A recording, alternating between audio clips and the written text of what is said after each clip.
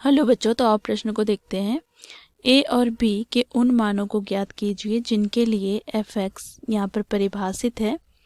जब एक्स 3 से छोटा और बराबर हो तो फलन एफ एक्स का मान हो जाता है ए गुनी एक्स प्लस 1, और जब एक्स 3 से बड़ा हो तो फलन का मान बी एक्स प्लस 3 हो जाता है। तो इस प्रकार परिभाषित फलन एक्स बराबर 1 पर सतत है, यह हमें दे रखा है। तो प्रश्न की मुख्य अवधारणा की बात करें तो बच्चों देखो यहाँ पर, यदि फलन एफ एक्स एक्स बराबर ए पर सतत हो तो बच्चों देखो फलन के बाएं पक्ष की सीमा अर्थात LHL बराबर हो जाता है फलन के दाएं पक्ष की सीमा अर्थात RHL के साथ ही दिए गए बिंदु पर फलन का मान। तो बच्चों देखो ये तीनों मान बराबर हो जाता है जब हमें फलन एफ एक्स एक्स बराबर ए पर सतत दिया हो। तो अब बच्चों यहाँ पर हम LHL की बात करें तो बच्चों देखो ये बाएं पक्ष की सीमा है, तो बच्चों ये हो जाएगा limit x tend to a minus f of x. RHL की बात करें तो बच्चों देखो ये limit x tend to a plus f of x हो जाएगा, क्योंकि ये दाएं पक्ष की सीमा है। तो इस मुख्य अवधारणा की सहायता से दिए गए प्रश्न को हम हल करेंगे। तो बच्चों देखो, क्योंकि प्रश्न में हमें x बराबर 3 पर फलन एफ एक्स सतत दिया है, तो हम x बराबर 3 पर फलन का मान ज्ञात कर लेंगे, अर्थात f ऑफ 3 हमें प्राप्त हो जाएगा। देखो जब x 3 के बराबर हो तो फलन यहाँ पर परिभाषित होता है ए एक्स प्लस 1 के बराबर। तो यहाँ से हमें क्या प्राप्त होगा, तो देखो ए एक्स एक्स के स्थान पर क्या हो जाएगा 3 प्लस का क्या होगा 1, तो यहाँ से हमें प्राप्त हो गया 3a प्लस 1।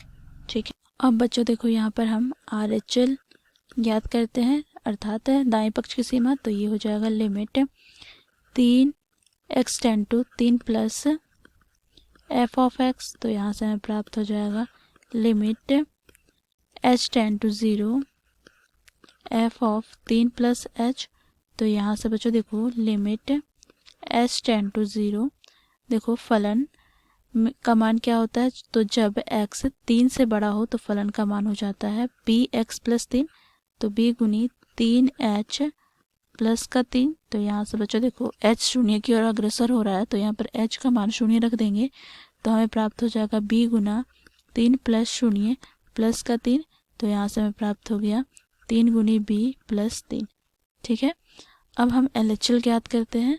तो LHL यहाँ पर क्या हो जाएगा, तो limit x tend to 3 minus f of x। तो यहाँ से हमें प्राप्त हो गया limit h tend to 0 f of 3 minus h।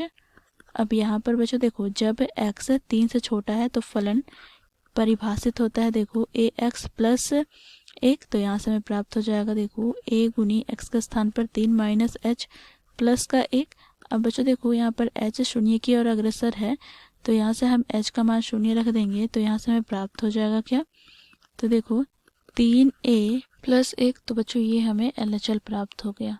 ठीक है, अब क्योंकि हमें फलन एफ एक्स एक्स बराबर 3 पर सतत दिया है, तो यहाँ से हम क्या कह सकते हैं, फलन की बाएं पक्ष की सीमा बराबर हो जाएगी दाएं पक्ष की सीमा बराबर हो जाएगा यहाँ पर फलन का मान दिए गए बिंदु पर अर्थात एफ ऑफ 3 के। तो यहाँ से हम कह सकते हैं देखो LHL हम लोगों ने ज्ञात किया 3a प्लस 1 बराबर RHL ज्ञात किया 3b प्लस 3 तथा एफ ऑफ 3 का मान ज्ञात किया है 3a प्लस 1। अब यहाँ पर हम देखेंगे तो बच्चों देखो 3a प्लस 1 बराबर 3b प्लस 3। तो यहाँ से हम क्या करेंगे, तो बच्चों देखो यहाँ से 3a बराबर यहाँ पर 3b प्लस 3 माइनस 1 हो जाएगा।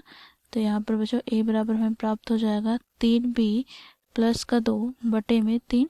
तो यहाँ से हमें a बराबर प्राप्त हो गया b प्लस 2 बटे 3। तो यहाँ पर बच्चों हम b का मान अलग अलग रखते जाएंगे तो हमें a का मान अलग अलग प्राप्त होते जाएगा। ठीक है, तो यही हमारा क्या हो जाएगा दिए गए प्रश्न का उत्तर। तो इस प्रकार दिए गए प्रश्न को हम हल करते हैं। आशा करती हूँ आप लोगों को ये प्रश्न समझ में आया होगा। धन्यवाद।